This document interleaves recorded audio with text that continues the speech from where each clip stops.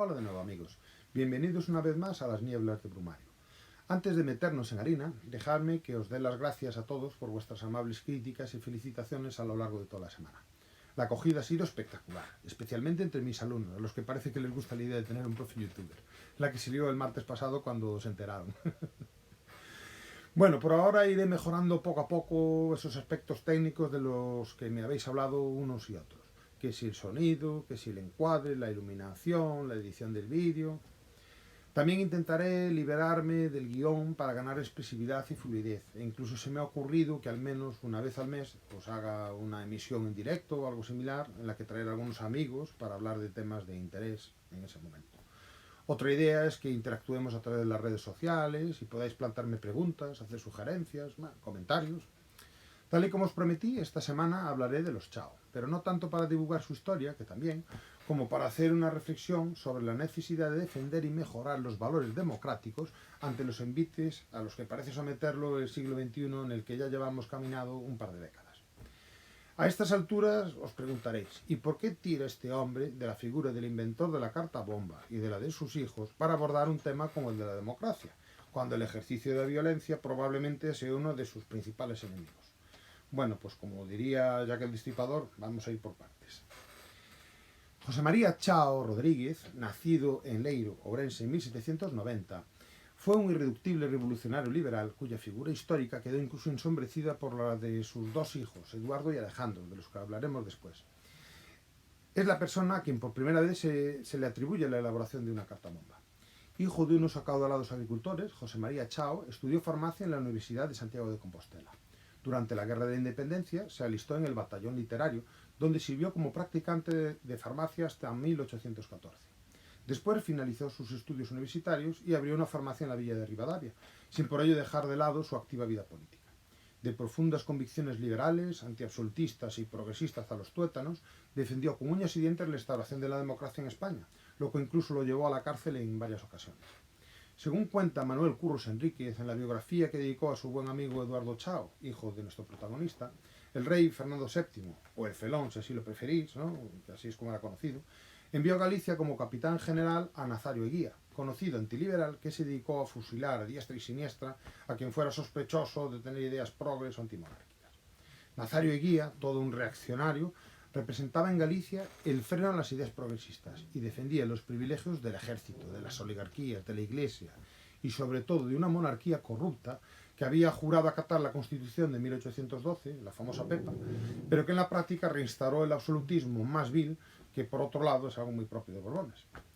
El caso es que nuestro amigo Nazario recibió en primavera de 1823 una carta muy especial, la cual lo dejó manco y le causó múltiples heridas, aunque por suerte no la muerte. La carta contenía pólvora fulminante, vidrio molido y arsénico, algo que sin duda requería de importantes conocimientos técnicos. Y adivinad a quién le cargaron el muerto. Pues sí, a José María Chao, quien por aquel entonces había trasladado su farmacia de la ciudad a la ciudad de Vigo y la había transformado, su rebotica, en un auténtico nido de conspiradores antiabsolutistas, liberales, masones y republicanos de todo tipo. Podríamos tachar esta acción de terrorista, por supuesto, pero no podemos juzgar con los ojos del presente los acontecimientos de hace 200 años. Pensemos que estamos en un momento de la historia en el cual ni existe el Estado de Derecho, ni unas normas de convivencia objetivas e iguales para todos emanadas de un mandato popular, del pueblo. Tampoco existen los cauces de representación y expresión popular de que gozamos en las actuales democracias. Pero sí existen, sin embargo, unas élites sociales que gozan de unos privilegios sostenidos por una monarquía legitimada, por su presencia a lo largo de la historia, por la Iglesia y sobre todo por el poder del ejército. O lo que es lo mismo, por la capacidad de ejercer la fuerza, la violencia contra sus vasallos cuando así lo desearan. Así pues, la democracia aún estaba por inventar y sobre todo por ser llevada a la práctica. ¿Acaso pensáis que quien detenta el poder, quien tiene privilegios por inmorales u obscenos que esto nos parezcan, lo entrega así, por las buenas, sin hacer uso de la maquinaria estatal a su servicio? ¿Pensáis que la democracia llegó gracias a las bondades de un monarca que un buen día se levantó y dijo, liberaré a mi pueblo?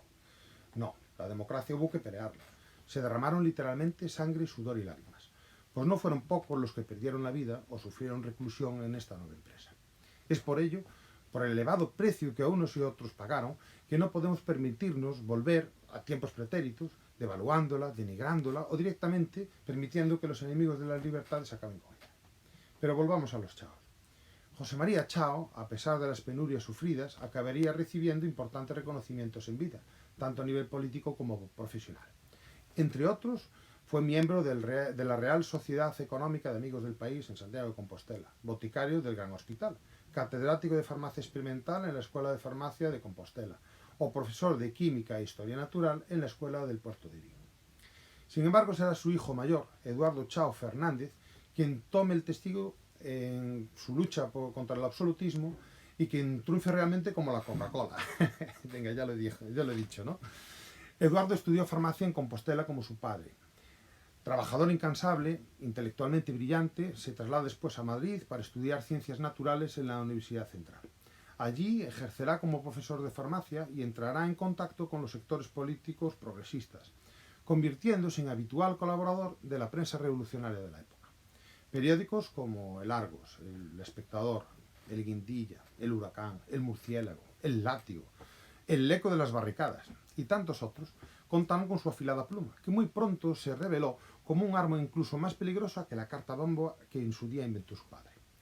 Sin duda, el gran acierto de Eduardo Chao fue entender que las acciones terroristas aisladas, por muy bien dirigidas que éstas estuvieran, tenían un efecto realmente limitado en la consecución de sus objetivos, pero que sin embargo tenía graves consecuencias para sus actores, para sus protagonistas, tal y como en su día le pasó a su padre. Si un arma estaba llamada a hacer la revolución y traer la democracia, será la palabra. Era imprescindible ganarse los apoyos de la inmensa mayoría de la sociedad, mover sus conciencias y sus ánimos, para que llegado el momento oportuno pudieran todos alzar sus voces y sus puños contra el corrupto poder absolutista que los tenía trazados. España vivía entonces tiempos convulsos. Muerto Fernando VII, Isabel II es designada heredera al trono a la edad de 12 años, por lo que su madre ejercerá como regenta hasta su mayoría de edad en 1840. No trajo esto pocos problemas, porque su tío Carlos María Isidro de Borbón era, según la tradición, el legítimo heredero al trono, con lo que acabó por desencadenarse la Primera Guerra Carlista. Además, durante la regencia de María Cristina de Borbón, se había dedicado a dilapidar las arcas del Estado, llevando una vida fastuosa y llena de lujos, mientras saneaba sus cuentas privadas. La cosa no fue mejor con Isabel II en el trono. Si bien es cierto que había cierto grado de libertades en las calles, la realidad es que el gobierno de la nación estaba en manos de corruptos y chorizos de toda calaña.